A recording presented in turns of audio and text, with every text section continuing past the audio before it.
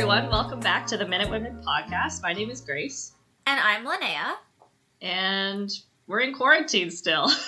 Still in quarantine. But we have some super exciting news. Yeah. Which is totally quarantine safe. It's totally quarantine safe. Yesterday, or I guess today officially, we have a website. And it's beautiful.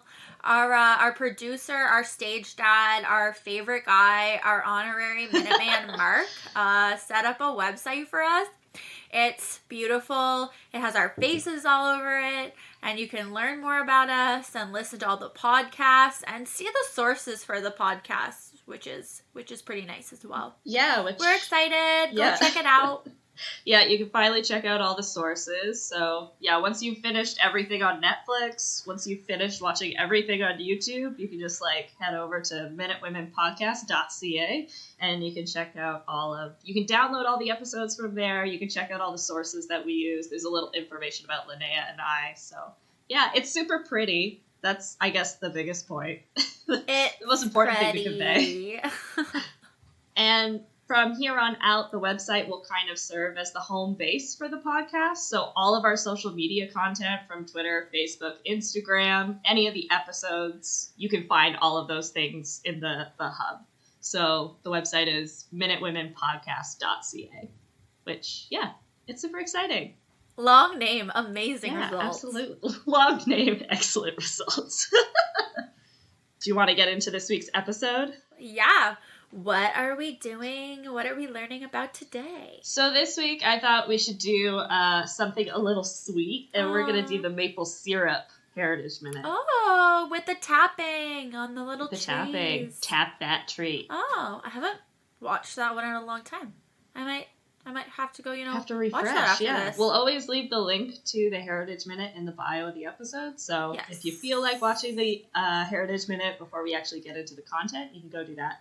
But for those who don't want to go watch it, it's essentially it's a group of indigenous people tapping maple syrup trees, collecting the sap, and then a bunch of idiot European colonists stumble upon them doing this. It's the white man. Yeah, and they're just like, oh, what are they doing? Is it some kind of ritual? Is it some kind of ceremony? And you can just it's just like indigenous people being like, God, these Europeans are stupid. Yeah.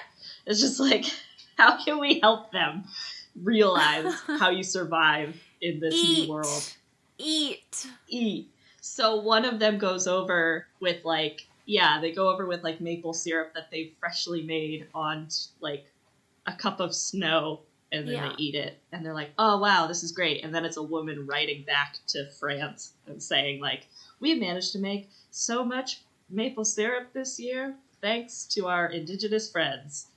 So it's definitely one of those Heritage Minutes that's look, Europeans and indigenous people got along super well. Yeah. Don't read into anything else. A part of our history. Part of our national history. And before we get into the episode, we have to revive the sorry segment, because I have 2 apologies to make. It's sorry segment time. Sorry segment time. So one is in advance, because the episode we're about to do has a ton of French names, and I have done my best to look them all up and figure out how to pronounce them, but I know I'm going to get them wrong, so that's just in advance.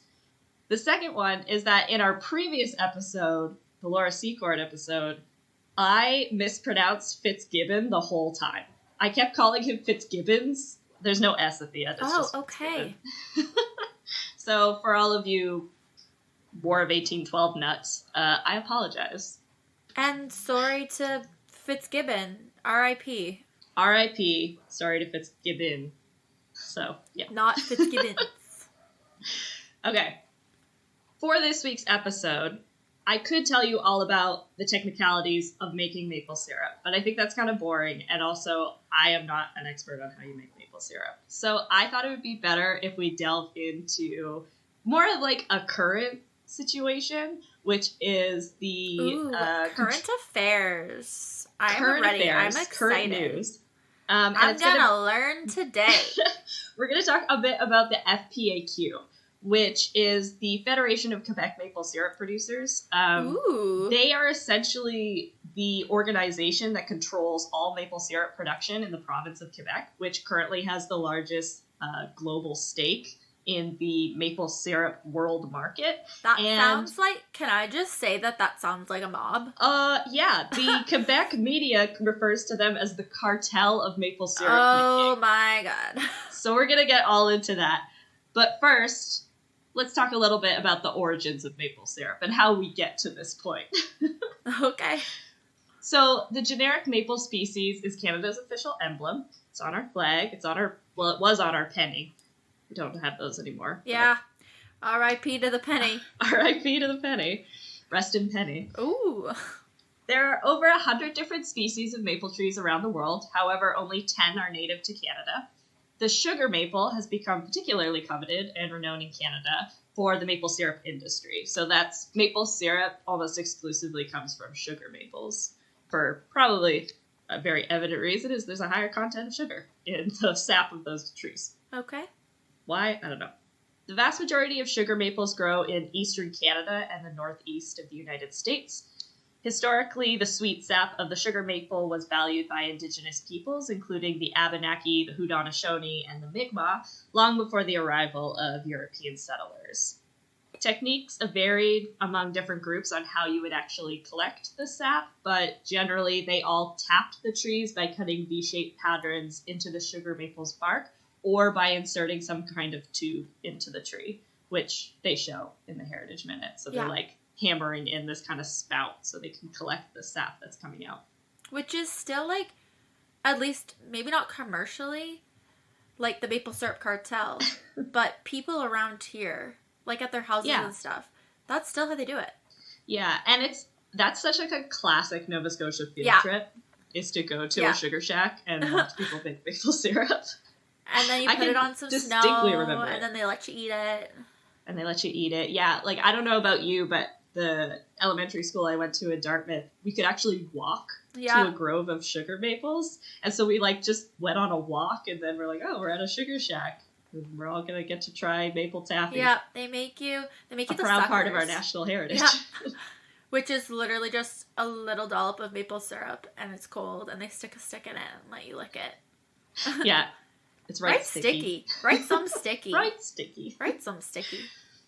So the sap was collected in bowls, usually made of birch bark, and they were placed underneath the spouts so they could catch the really watery sap that emerges from the trees during the early spring when the frost is beginning to melt.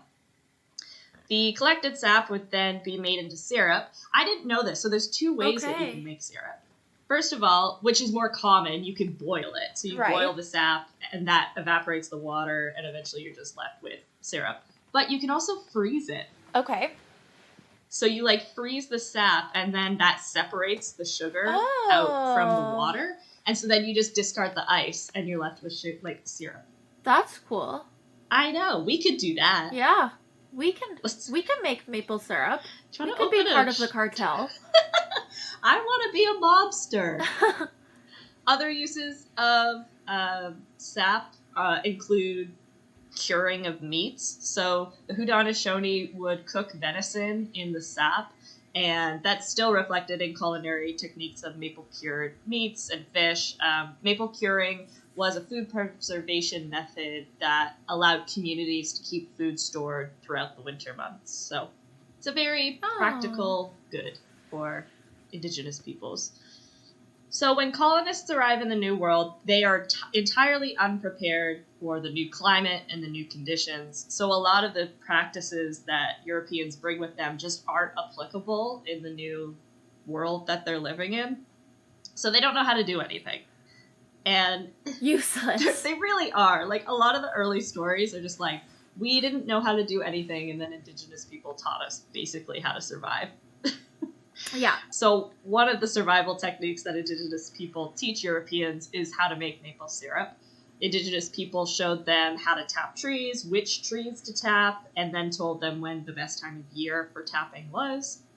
The Royal Cosmographer of France, André Thevet, he wrote to the French government and explained how explorer Jacques Cartier drank maple sap during his Canadian voyages.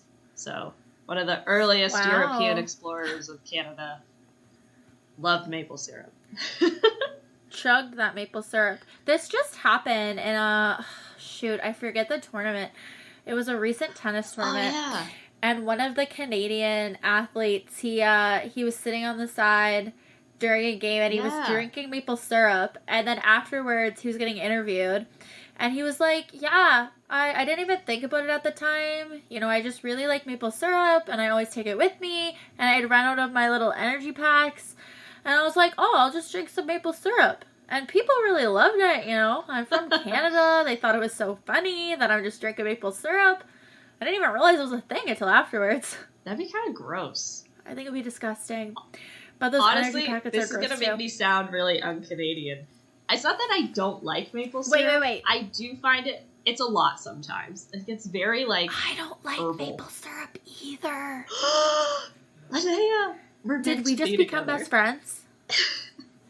We're best friends. It's funny. I like maple flavored things for the most part. Like those maple cookies that are like... Oh, yeah. Oh, they're like a sandwich cookie. They're kind of like a way better Oreo. Yeah.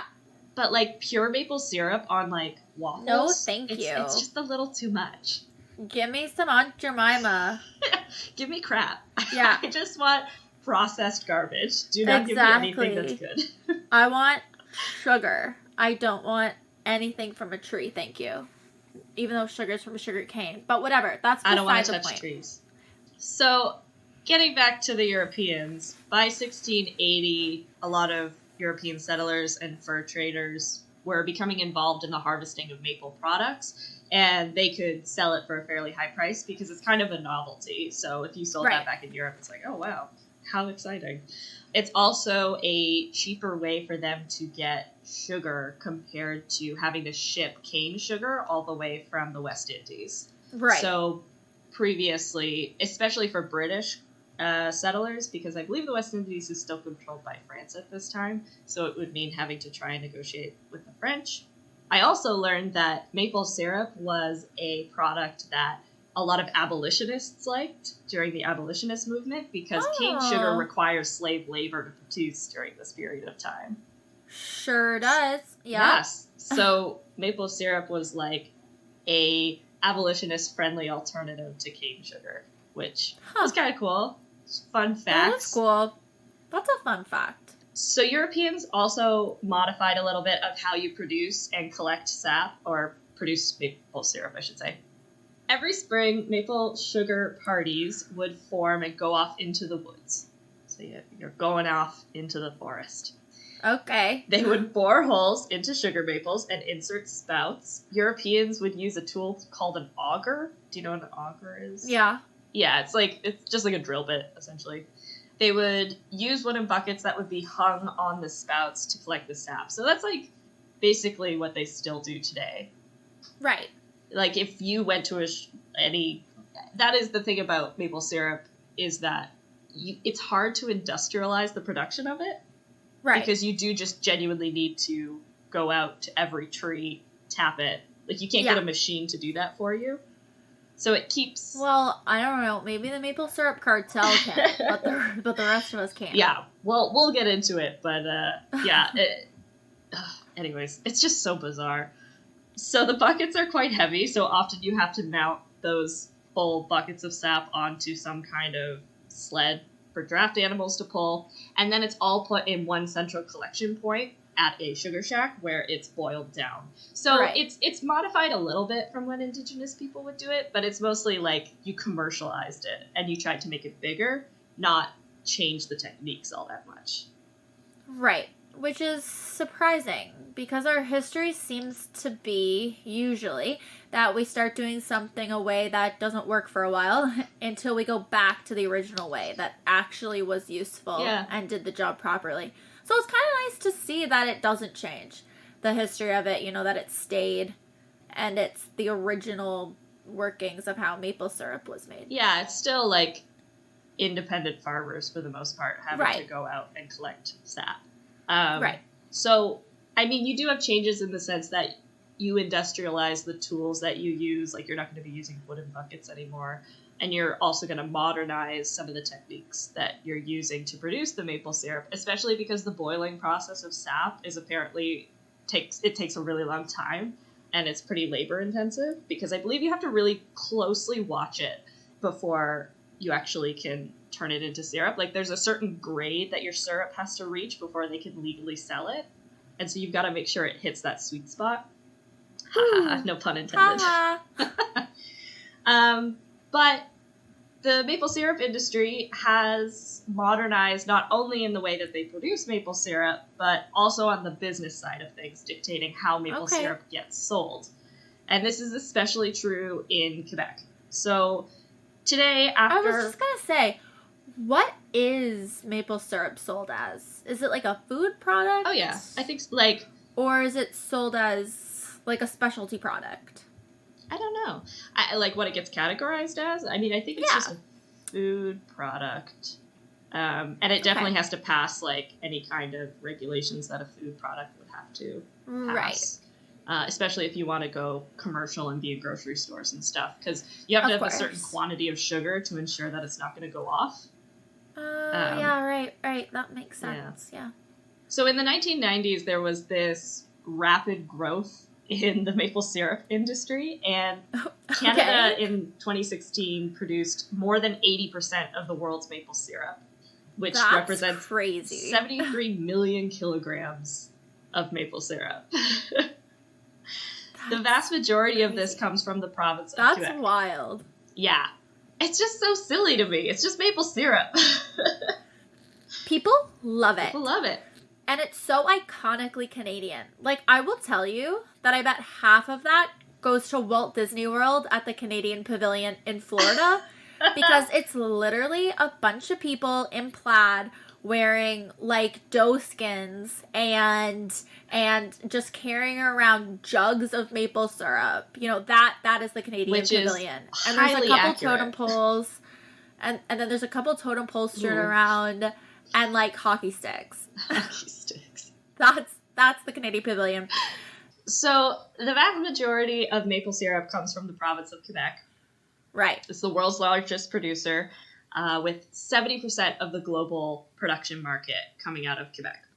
Canada exported more than $362 million worth of maple syrup in 2016, and as of 2016, Quebec has 7,300 producers working with 13,500 farmers, collectively making 30 million liters of syrup.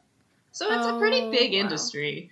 So the 30 million liters of syrup that gets produced in Quebec is controlled through a supply management system, with producers receiving quota allotments from the Federation of Quebec Maple Syrup Producers, also known as the FPAQ, which also maintains a reserve of syrup. So, like, you know, there's oil reserves and gold reserves. There's a maple syrup reserve. The FPAQ was founded in 1966 by a group of maple syrup producers in the Beauceau region in southern Quebec. It was formed in hopes of stabilizing market prices of syrup, shielding maple syrup producers from the pains of a bad harvest. So, maple syrup production, from my understanding of it, it fluctuates a lot year to year. Some years you're just going to get a lot of sap from trees, and some years you're not going to. So your income could really shift depending on the quality of the harvest that year. And by selling collectively, the farmers kind of get protected and shielded from instability like that, which is about the only good thing people have to say about the FPAQ. Yeah. Most people in Quebec, Canada, and the rest of the world talk about the FPAQ in a really negative way. So, two journalists at Vice News named Nick Rose and Simon Cotu, they did Shout out to Nick and Simon. Write a story about us. If you pronounce it Simon, I apologize. But they did an investigation into the highly contested production of maple syrup in Quebec. So, a barrel of maple syrup. Do you want to guess how much a barrel of maple syrup costs? Like a wine barrel? 50 liters? That size? Yeah. Okay. Yeah. A barrel of maple syrup. Like, little bottles of maple syrup are expensive. Yeah. I'm going to say $1,000. So it's about $2,000. Wow. For a barrel of maple syrup. I thought I was going high. I thought I was highballing that. That's insane. So that's, in 2016, would have been 13 times the price of crude oil. And the It's basic literally economic forces... liquid gold. It's literally liquid yeah. gold. Like, I had no idea how much...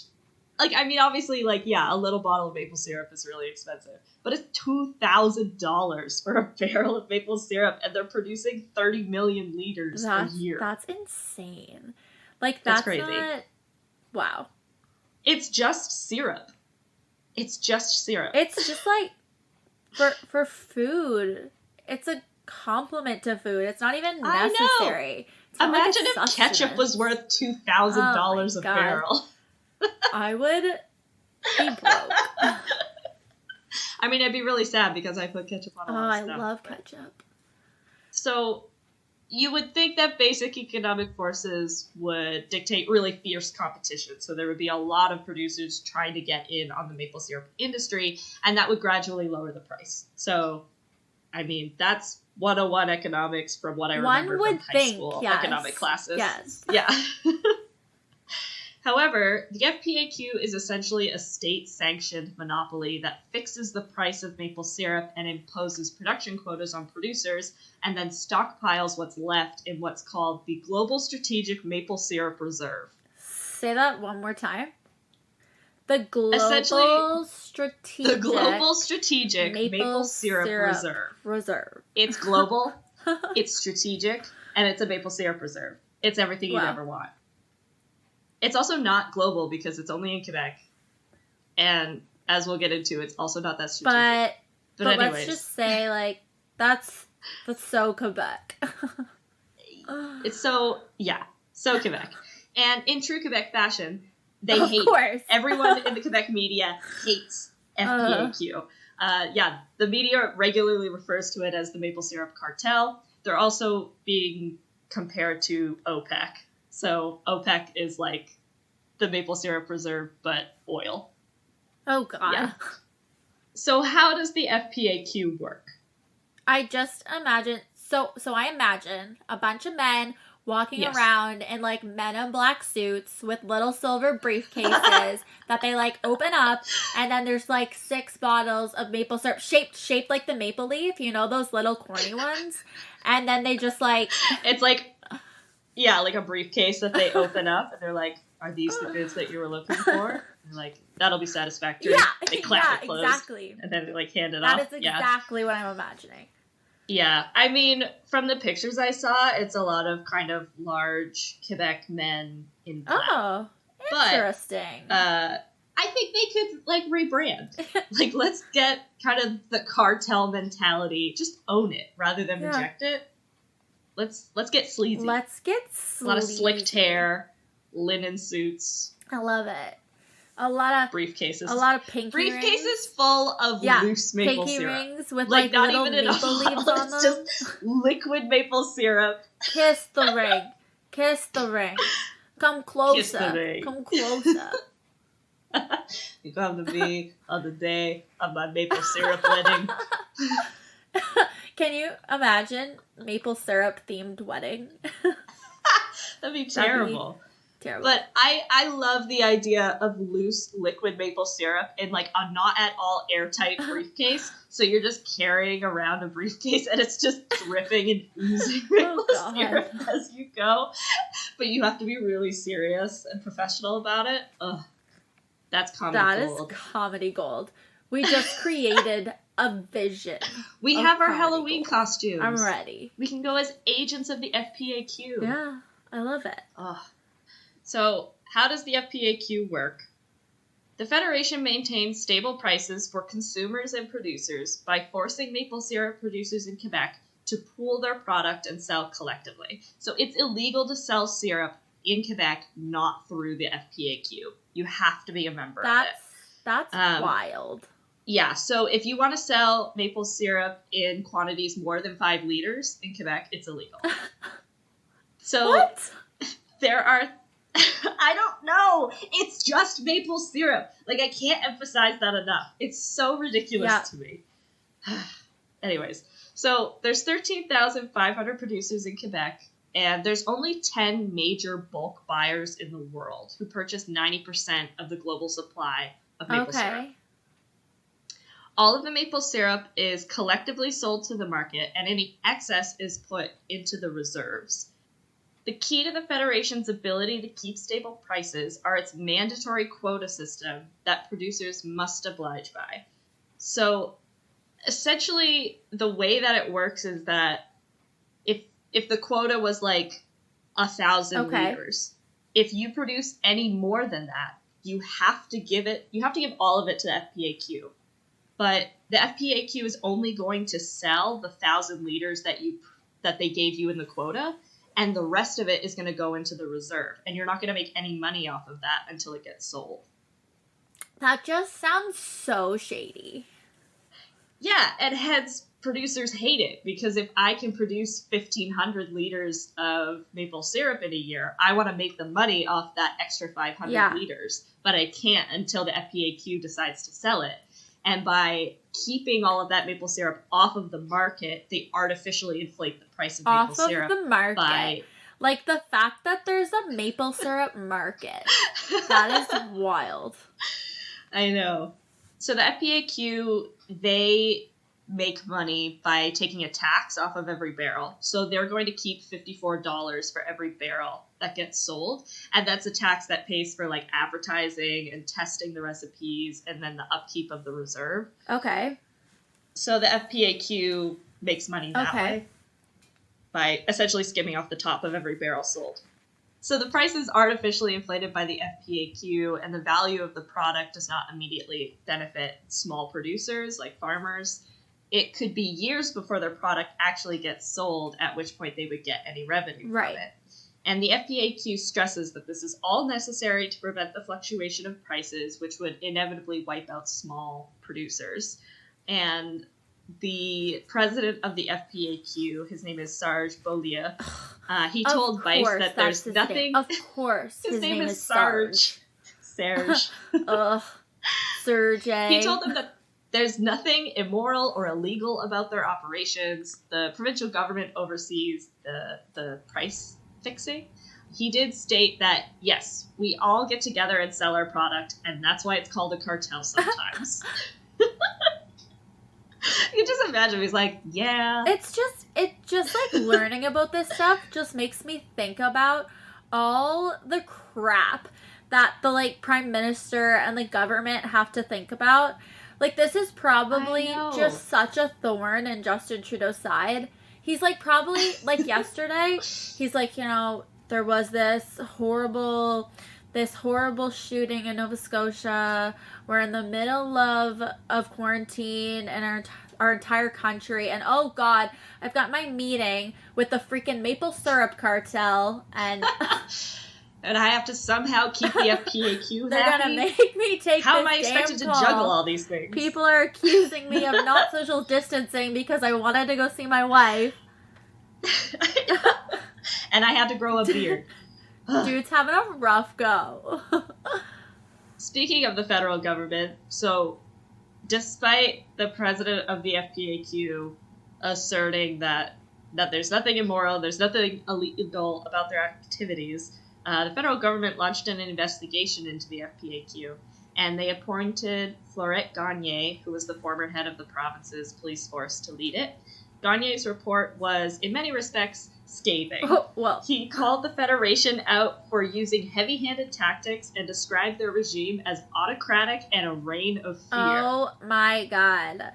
It's all about syrup. Like, I just, like...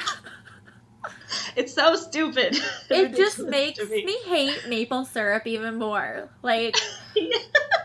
I don't want to benefit the FPAQ. Yeah. Buy local. If you're going to buy maple syrup, which... do it local. The operations of the FPAQ are widely despised by maple syrup producers in Quebec. Defying the FPAQ can result in the Federation seizing the producer's harvest or placing them under really strict injunctions. So the Federation has been known to come down hard on bulk producers who refuse to participate in their mandatory distribution system. Forceful tactics like hiring guards to patrol rebellious sugar bushes, so that's the name for a maple syrup farm, they're sugar bushes, to make sure that they don't sell syrup and forcing those producers to pay for the security guards. So they'll send... That's just so stupid. That is corruption. That is such corruption. Dumb. They've also been known to seize entire years' worth of harvest, so an entire year's worth of syrup, and not pay you for it. So that's not uncommon. What? Their strict control over the maple syrup trade has produced a fairly lucrative black market for maple syrup. Were these people not, hugged as children? Do these people ever reflect on their life? They're like, I steal people's maple syrup. That's my job. It's so ridiculous to me. Oh, man. So, Vice News spoke with an outlaw maple syrup producer. Her name is Nicole Varon. Yeah. Yep, we're going there. Bitch.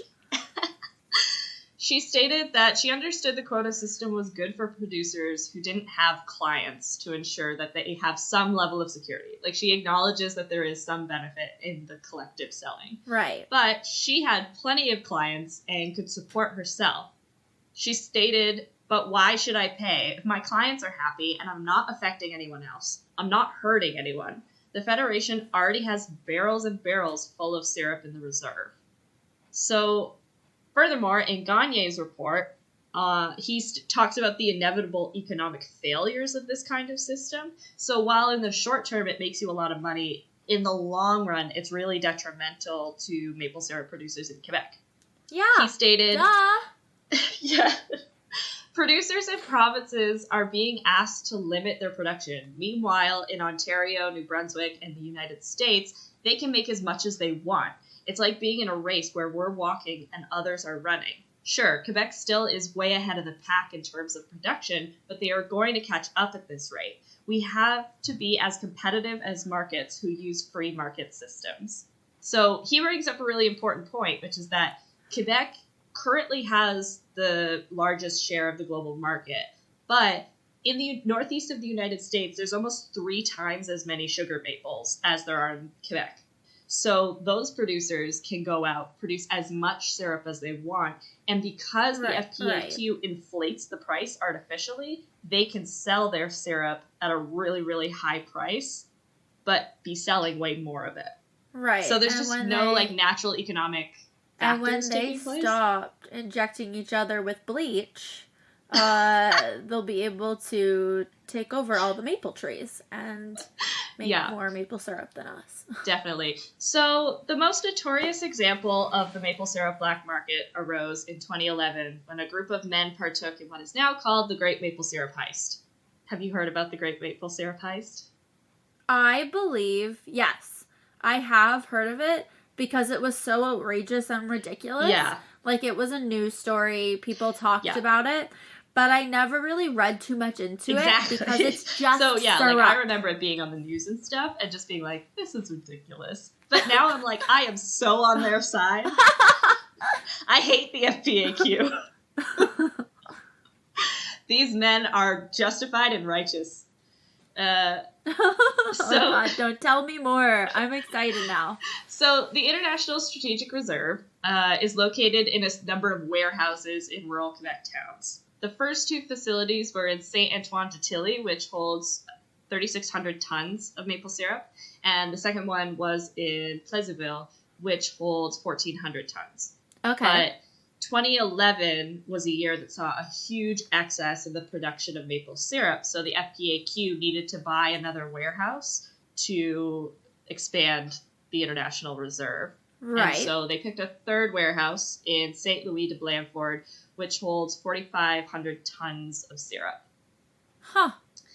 When the Federation rented the space in 2011, they acknowledged that there was very minimal security at the warehouse. So there's no cameras, there's no alarms. But in their defense, they stated they couldn't have imagined someone would want to steal maple syrup.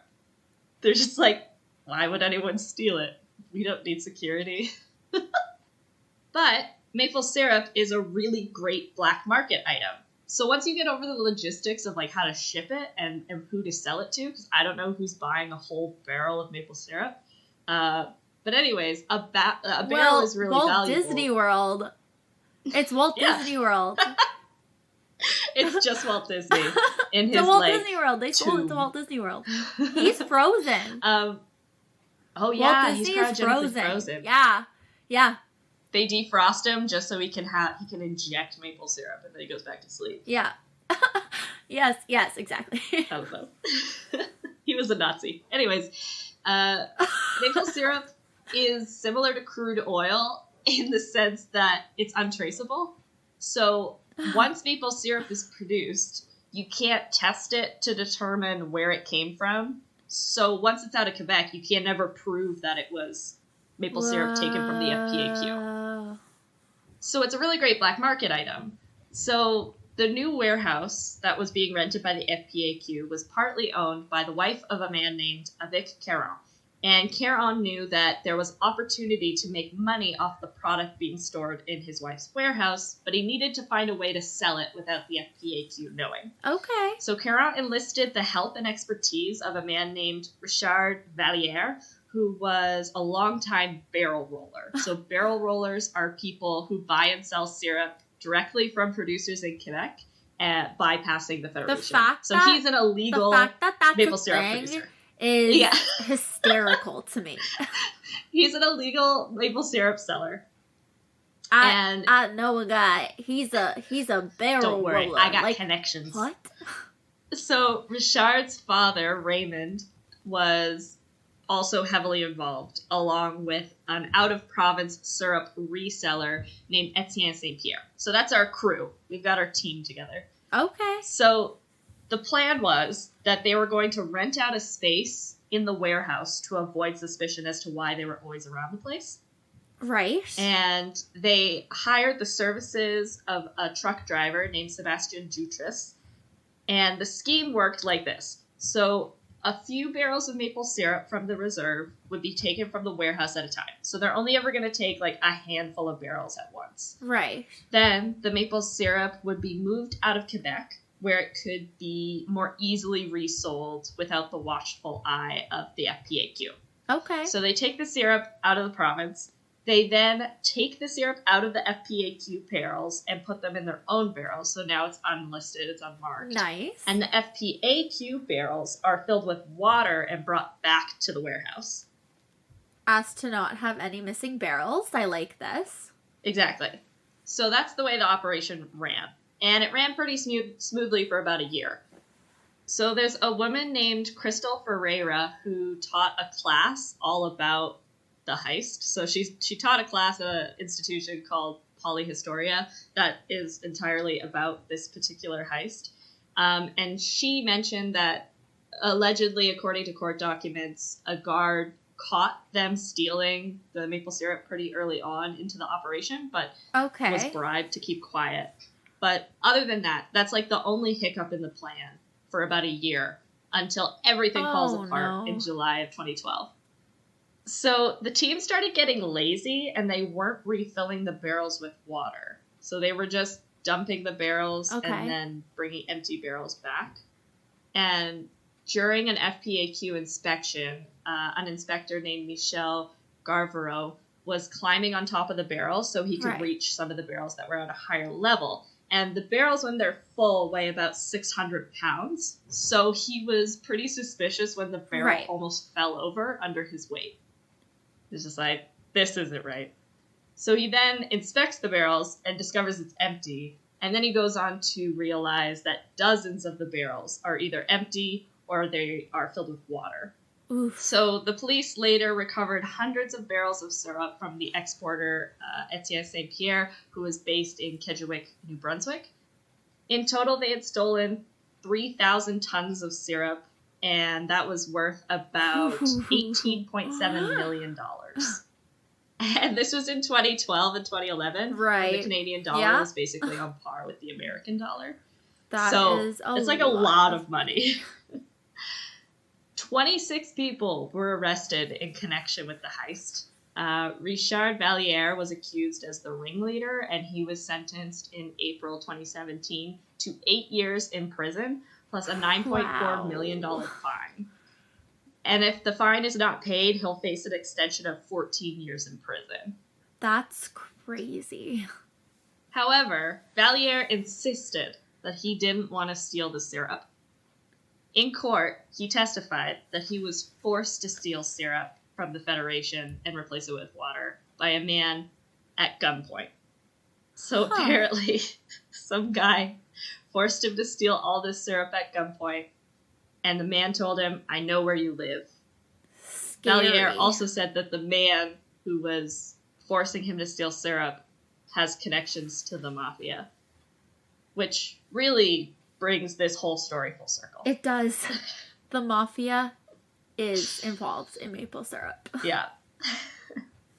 His father was also sentenced, and all of the other kind of main leaders, not as much as Richard. Right.